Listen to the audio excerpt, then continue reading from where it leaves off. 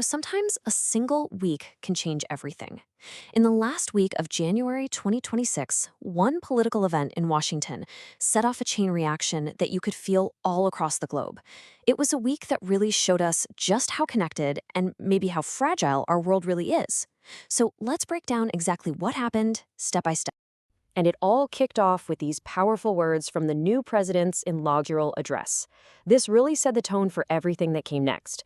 And look, this wasn't just talk. It was a clear signal to the rest of the world that a massive shift was coming, promising a very, very different way of doing things.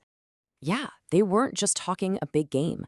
The new administration in Washington immediately backed up its bold words with some serious, rapid-fire action that started reshaping policy in a matter of hours.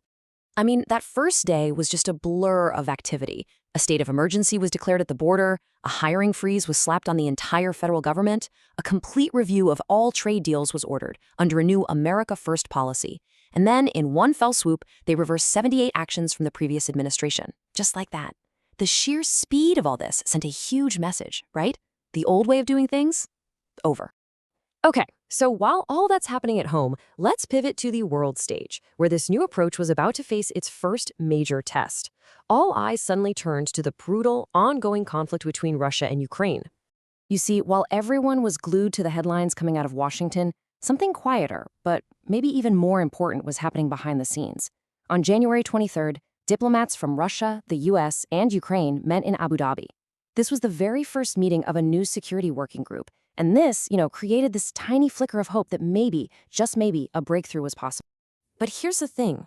Those quiet, air-conditioned rooms of diplomacy, they were a world away from the brutal, ugly reality of the war itself, which just kept raging on without a pause.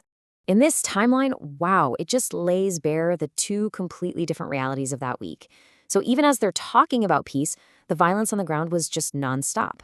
On January 19th, a deadly bomb hits Kharkiv. On the 22nd, drone strikes knock out power to more than 200,000 homes. And just one day after that meeting in Abu Dhabi, Russia's Belgorod region gets hit with what they called its most massive attack yet. It just goes to show you how incredibly hard it is to negotiate peace while a war is still being fought minute by minute. And, it's easy to get tunnel vision on the US and Russia, but that doesn't mean the rest of the world just hit pause. Actually, other major crises were boiling over at the exact same time, creating this really complex web of global flashpoints. Over in Iran, things were exploding. A massive economic crisis sparked these huge anti-government protests that just spread like wildfire across all 31 regions of the country.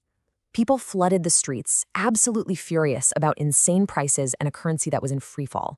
And it got ugly, fast. We're talking violent clashes with security forces, widespread internet blackouts to try and shut people up, and dozens of casualties.